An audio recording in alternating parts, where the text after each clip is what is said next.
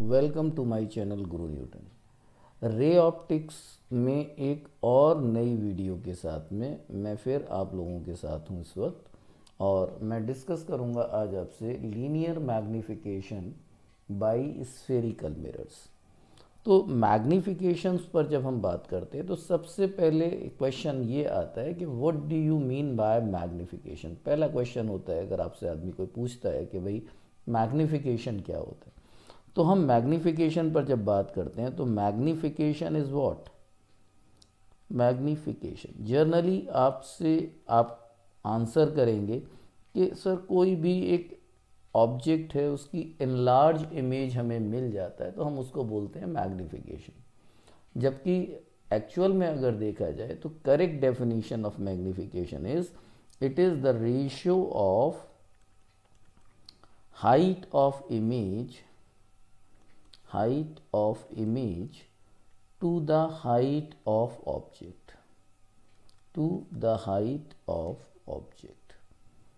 मतलब ये ज़रूरी नहीं है कि अगर हम कहें कि ऑब्जेक्ट का साइज़ छोटा रहेगा इमेज बड़ा बनेगा, ऐसा कोई कंपल्शन नहीं है।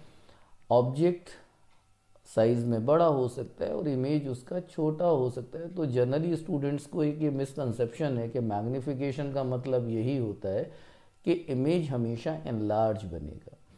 तो मैग्नीफिकेशन को हम जो रिप्रेजेंट करते हैं it is by a letter M. और अगर हम ये कहें कि हाइट ऑफ इमेज, और जैसा कि मैंने अभी डेफिनेशन में आपको लिखा है, it is height of image to height of object. तो अगर हम यहाँ कहें कि हाइट ऑफ इमेज हम मान लें आई, इसको रिप्रेजेंट कर दें और इसको हम रिप्रेजेंट कर दें ओ से, तो मैग्नीफिकेशन आपके लिए हो जाता है magnification is I upon O, right. अब हम देखिए इससे रिलेटेड सारी चीज़ें आपसे डिस्कस करेंगे इस वीडियो के अंदर, और side by side numerical problems को लेकर भी मैं इसको आपको डिस्कस करूंगा कि भाई मैग्नीफिकेशन का एक्चुअल में मीनिंग क्या है और इसकी इम्पॉर्टेंस क्या है, हम क्या क्या चीज़ें फाइंड आउट करते हैं। तो अंत तक मेरे साथ वीडियो में बने रहिए अगर आप मैग्नीफिकेशन के कॉन्सेप्ट को पूरी तरह से समझना चाहते हैं। मैं बहुत सारे फार्मूले, ना सिर्फ आई अपॉन ओ जो मैंने आपको बताया, इसके अलावा भी बहुत सारे मेथड्स हैं, बहुत से फार्मूलेज हैं जिनसे हम मैग्नीफिकेशन को फाइंड आउट करते हैं, या उन फार्मूलों से हम कोई और दूसरे पैरामीटर को भी फाइंड आउट करते हैं। तो मेरे साथ अंत तक वीडियो में बने रहिएगा, वीडियो बहुत ही इंटरेस्टिंग होने वाला है। मैं बहुत सारी चीज़ों को आपके साथ में डिस्कस करूँगा, न्यूमेरिकल एग्जाम्पल्स भी दूंगा आपको इसके साथ में। और अगर आप मेरे वीडियो पर नए हैं, मेरे इस चैनल पर नए हैं, तो प्लीज़ मेरे चैनल को सब्सक्राइब कीजिए। आपको वीडियो अच्छा लगे तो इसे लाइक कीजिएगा और इसे शेयर कीजिएगा। तो चलिए हम लोग शुरू करते हैं कि बेसिकली मैग्नीफिकेशन, ये जो आई अपॉन ओ है, अब इसका फार्मूला हम कैसे डराइव करते हैं, बहुत सारे फार्मूले हैं इसके लिए। तो उसके लिए एक मैं छोटा सा आपको एक डायग्राम यहाँ पर बनाता हूँ, रे डायग्राम।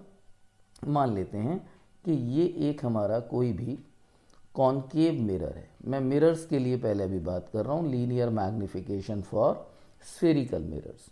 तो यहाँ पर अगर हम ये कहें कि it is the pole, this is the focus and this is your centre of curvature. अगर कोई भी ऑब्जेक्ट यहाँ रखा हुआ है, it is A and B, हम इसको रिप्रेजेंट कर रहे हैं।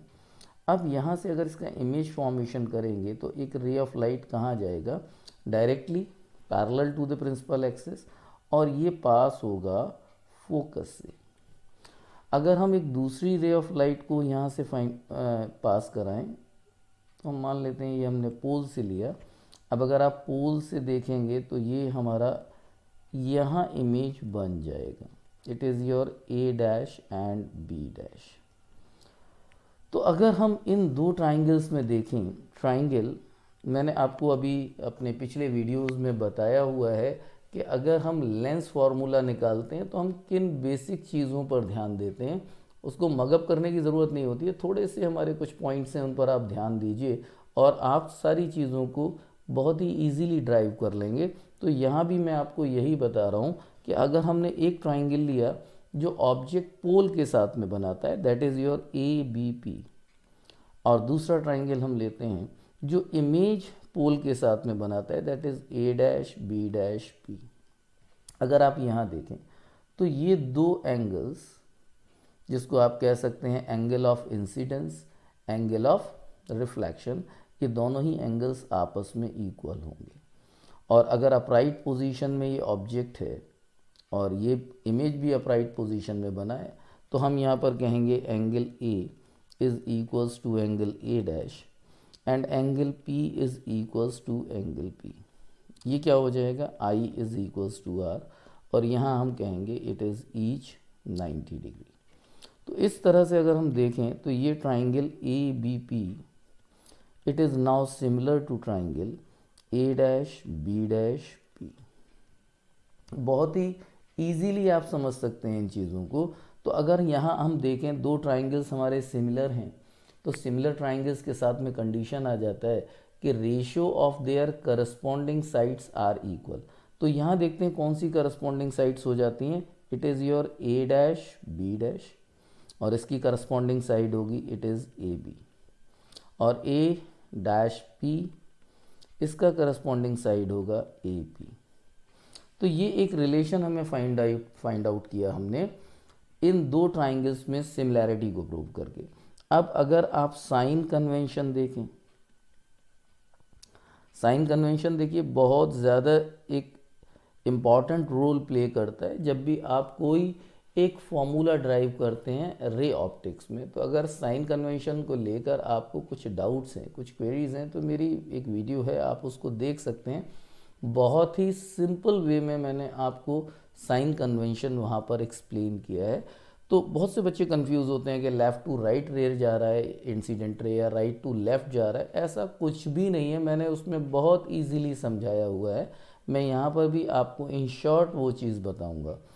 तो अगर आप पूरी तरह से उसको समझना चाहते हैं तो आप उसको प्लीज़ वहाँ जाकर मेरे चैनल पर देख सकते हैं। चलिए आगे चलते हैं। साइन कन्वेंशन, साइन कन्वेंशन पे अगर हम आते हैं तो हम कहते हैं कि distances are taken from poles, और अगर कोई भी डिस्टेंस हमें मेज़र करना है which is in a direction opposite to incident ray, अगर वो हमारी किससे है, अपोजिट है इंसिडेंट रे की डायरेक्शन से, तो वो distance, suppose ray of light इस तरह से गया और हम इसको किधर की तरफ मेज़र कर रहे हैं, we are measuring the distance from pole towards this side. तो ये डिस्टेंस हमेशा क्या होगा, it is always negative. Above the principal axis distance क्या होता है, it is positive, and below the principal axis it is negative. Clear. तो अभी यहाँ पर हम देखते हैं ए डैश बी डैश क्या होगा, अगर हम देखें it is below the principal axis, तो हम इसका साइन नेगेटिव लेंगे, it is I, height of image. A B क्या हो गया, it is height of object, लेकिन ये किधर है, it is in upward direction. अगर आप देखते हैं जो भी आप देख रहे हैं ये ए बी की डायरेक्शन ये अबव है, तो यहाँ पर हमने लिया इसको प्लस ओ। अब ए डैश पी देखते हैं अगर आप, तो पी से अगर हम डिस्टेंस मेज़र कर रहे हैं डायरेक्शन में किसके, ये हमारा इंसिडेंट रे था, this is your incident ray. तो अगर हम इसके अपोजिट डायरेक्शन में मेज़र करेंगे कहाँ से, from the pole towards this side, तो ये डिस्टेंस क्या होगा, नेगेटिव। तो ए डैश पी क्या हो गया, it is the image distance, it is taken with negative sign. ये क्या हो गया, object distance, it is also with negative sign. तो अगर ये नेगेटिव नेगेटिव हमारा क्या हो जाता है, कैंसिल हो जाता है। तो हम यहाँ पर कह सकते हैं कि I upon O is equals to minus V upon U.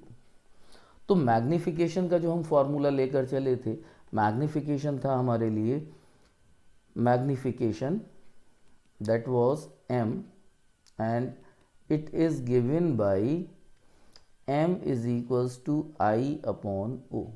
तो यहाँ अगर हम देखते हैं I upon O किसके इक्वल हो जाता है, it is minus V upon you.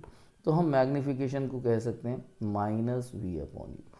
मतलब अगर हमें ऑब्जेक्ट की हाइट पता है, इमेज का हाइट पता है, तो हम मैग्नीफिकेशन को फाइंड आउट कर सकते हैं। अगर हमें ऑब्जेक्ट डिस्टेंस पता है, इमेज डिस्टेंस पता है, तो भी हम क्या कर सकते हैं, मैग्नीफिकेशन को फाइंड आउट कर सकते हैं। तो बहुत सारे मेथड्स हैं मैग्नीफिकेशंस के फाइंड आउट करने के या और दूसरे पैरामीटर्स को फाइंड आउट करने के लिए। तो सबसे पहले ये समझते हैं कि साइन कन्वेंशन में मैग्नीफिकेशन का साइन क्या लिया जाता है।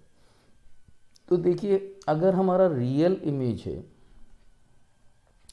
अब रियल इमेज कैसा होता है, real image is always inverted. Real image कैसा होगा, ऑलवेज इन्वर्टेड। अब अगर इन्वर्टेड है इसका मतलब क्या हो जाएगा कि अगर हम इमेज का साइन कन्वेंशन लेंगे तो वो नेगेटिव होगा, ऑब्जेक्ट का क्या होगा, पॉजिटिव होगा। तो ratio of m to this m जिसको हम बोल रहे हैं I to O, तो ये m क्या हो जाएगा, m विल बी नेगेटिव। मतलब हम ये कह सकते हैं कि m इज स्मॉलर देन 0। ये किस चीज़ के लिए हो जाएगा, it is for real image. Clear. अब अगर हम वर्चुअल इमेज के लिए लेकर चलते हैं तो वर्चुअल इमेज में क्या होगा, ऑब्वियसली हमारी इमेज क्या होती है, always erected. Virtual image is always erected.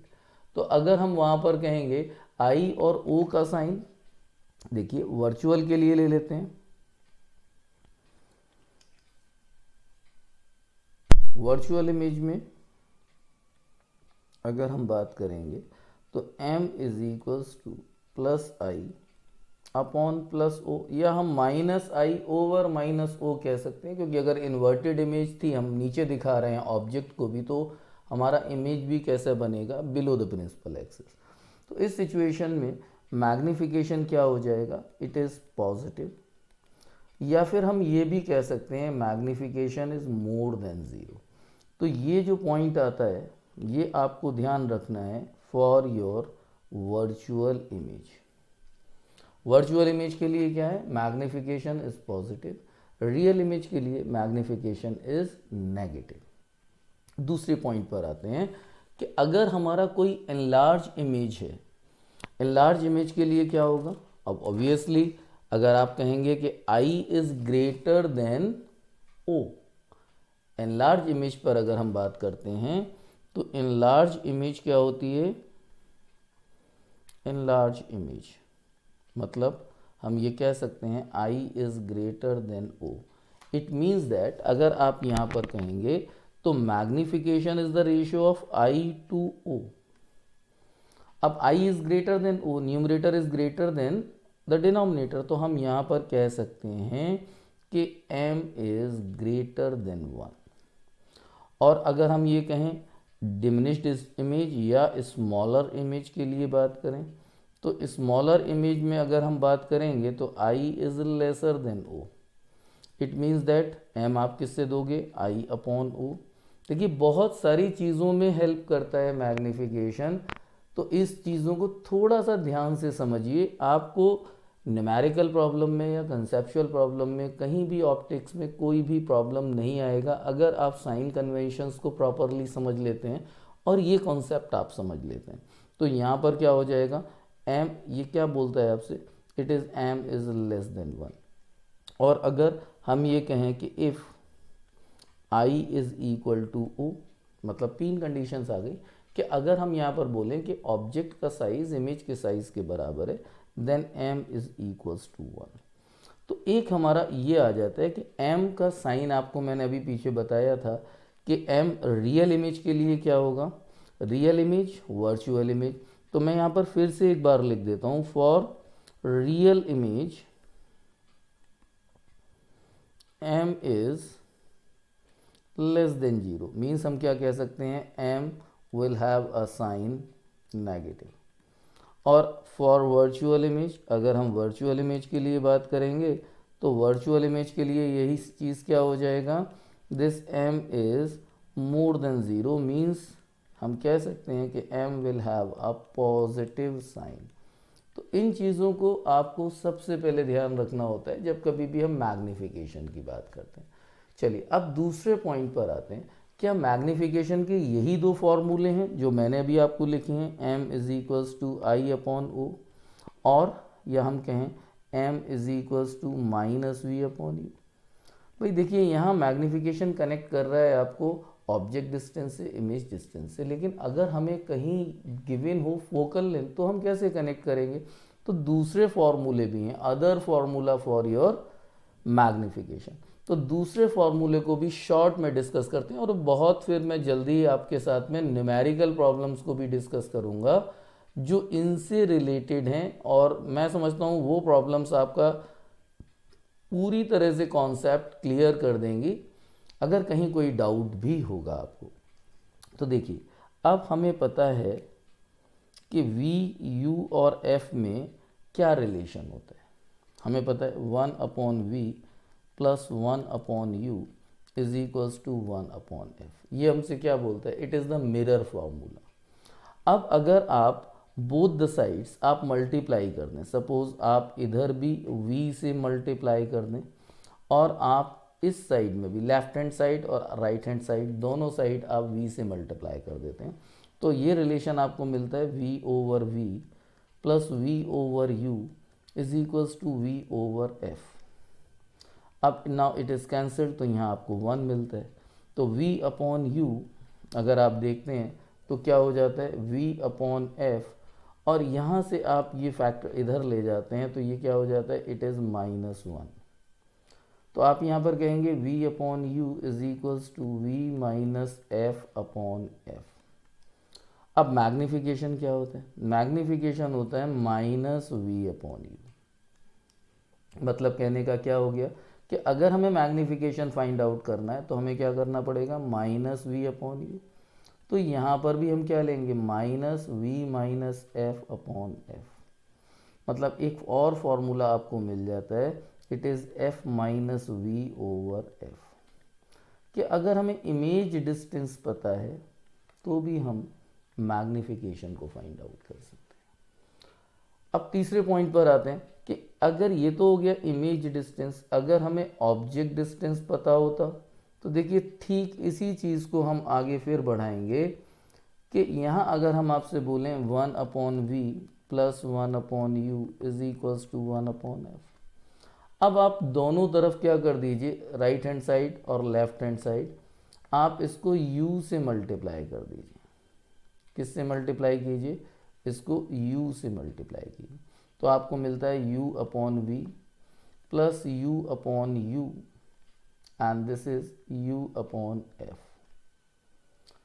तो अगर यहाँ आप देखें तो U/U से क्या हो जाएगा? It will be cancelled out. तो यहाँ पर फिर से आपको क्या मिल जाएगा? नाउ इट इज़ 1, और फिर पुराने वाले प्रोसीजर पर आ जाते हैं तो इट इज़ योर 1। तो it is U/V plus 1 is equals to U/F। अब यहाँ आप देखिए it is U/V, U/F, simple mathematics है। U/V क्या हो जाता है? It is U-F/F। तो अगर इस रेशियो को हम इन्वर्ट कर दें तो इट इज़ V/U, तो this value will be F/U-F। अब M क्या होता है? Magnification, that is -V/U। तो M क्या हो जाएगा? इट इज़ -F/U-F, या आप इसको लिख सकते हैं F/F-U। तो इस तरह से आप लोगों ने देखा कि हमारे पास मैग्निफिकेशंस के कितने फॉर्मूले आ गए। इट इज़ MI/O, हम यहाँ से मैग्निफिकेशन को फाइंड आउट कर सकते हैं। सेकेंड वन M-V/U, हम यहाँ से भी मैग्निफिकेशन को फाइंड आउट कर सकते हैं। तो it is your relation 1, it is relation 2, for magnification it is 3 and it is 4। तो इस तरह से हमने देखा कि हमारे मैग्निफिकेशंस के जो रिलेशंस आते हैं, है ना, to find out the magnification 4 relations are there. तो आई होप कि ये मैग्निफिकेशन पार्ट आपको समझ में आ रहा होगा। लेकिन अगर आपको कोई भी डाउट है, कोई भी क्वेरी है, तो कमेंट सेक्शन में जाकर प्लीज़ मुझे बताइए। बहुत जल्दी मैं आपकी उस डाउट का क्लैरिफिकेशन दूंगा और आपके डाउट्स को जल्दी से जल्दी क्लियर करने की कोशिश भी करूंगा। तो ये हो जाता है हमारा थियोरेटिकल पार्ट। और जैसा मैंने अभी आपको कमिट किया था कि मैं यहाँ इस वीडियो में आपको विद एग्जाम्पल मैग्निफिकेशन समझाऊंगा कि हम मैग्निफिकेशन को किस तरह से यूज़ करते हैं। तो चलिए आते हैं, हम कोई एक एग्जाम्पल ले लेते हैं और एग्जाम्पल मैं एक इस तरह का लेना चाहूँगा आपके साथ में जिसमें बहुत सारी चीज़ें कवर अप हों, और एक मेथड से नहीं, मैं आपको दोनों मेथड से, तीनों मेथड से उस एक क्वेश्चन को सॉल्व करूँगा, और फिर मैं एक दूसरा एग्जाम्पल भी लूँगा। वीडियो थोड़ा लंबा हो सकता है, अंत तक मेरे साथ बने रहिए। आपको मैं कहता हूँ कि ये वीडियो के बाद में आप रिफ्लेक्शन से रिलेटेड प्रॉब्लम्स में अपने आप को कहीं ना कहीं रिलैक्स फील करेंगे। तो चलिए एक एग्जाम्पल हम समझते हैं, इसी से रिलेटेड एग्जाम्पल, कि भाई अगर हमें मैग्नीफिकेशन दिया हो, मैं क्वेश्चन यहाँ पर पहले लिखता हूँ जिससे कि आपको कोई डाउट्स ना रहे कि क्वेश्चन क्या है। सपोज मैं कहता हूँ an object of 5 centimeter is placed in front of concave mirror of focal length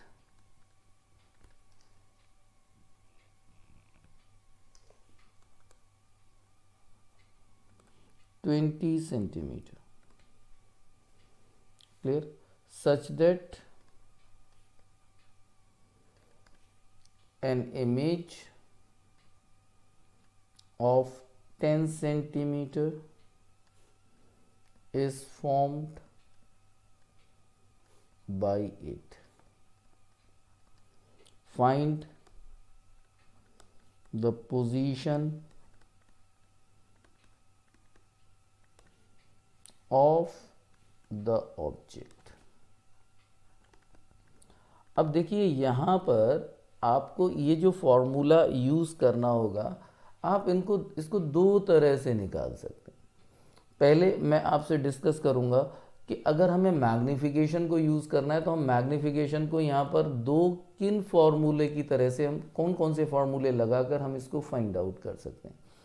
तो देखिए इस क्वेश्चन में कहीं भी क्लियर नहीं है आपके लिए कि ये ऑब्जेक्ट, हमारी जो इमेज बन रहा है ऑब्जेक्ट का, ये रियल है या ये वर्चुअल है। ऐसा कहीं भी आपको इस क्वेश्चन में क्लियर नहीं कहा गया।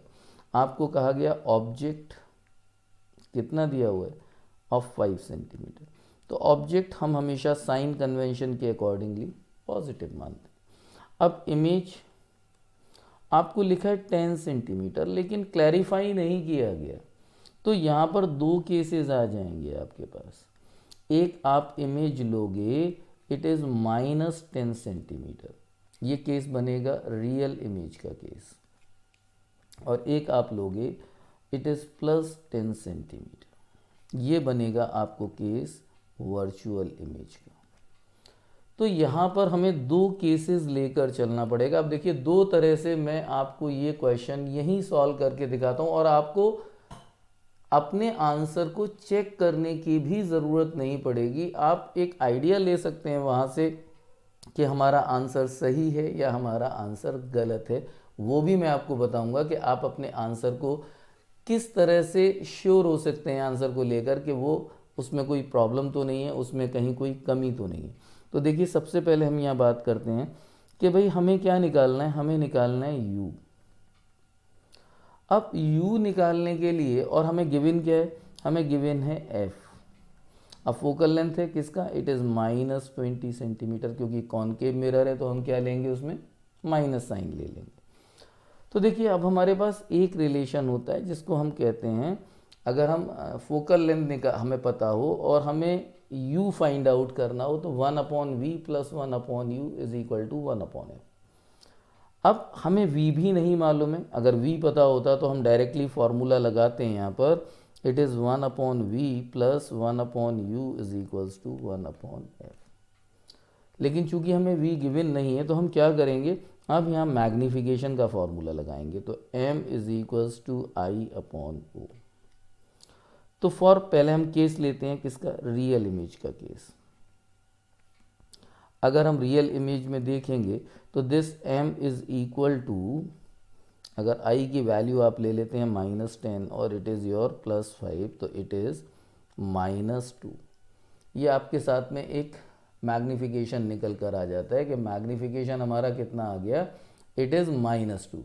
तो अगर अब मैग्नीफिकेशन किससे कनेक्ट होता है, मैग्नीफिकेशन कनेक्ट होता है आपके एक दूसरे फॉर्मूले के साथ में, m is equals to minus V upon U.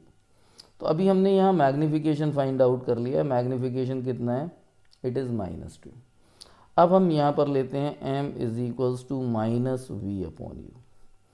देखिए साइन कन्वेंशन के अकॉर्डिंगली एक चीज़ समझ लीजिए कि जो वैल्यू हमें गिवन है, फाइनाइट वैल्यू हमें पता है, उसके साथ में तो हम साइन लेते हैं, लेकिन अगर कोई वैल्यू हमारे लिए अननोन है उसका साइन हम नहीं लेते हैं, वो ऑटोमेटिकली कैलकुलेशंस में आंसर में अपीयर हो जाता है।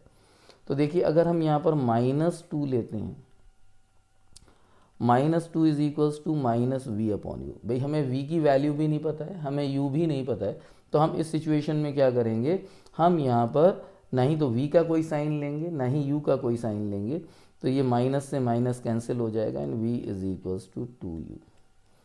अब अगर आप यहाँ पर फॉर्मूला लगाएं 1 upon V plus 1 upon U is equals to 1 upon F, तो v is equals to 2u and this is your u, और f की वैल्यू आपको गिवन है, इट इज़ -20।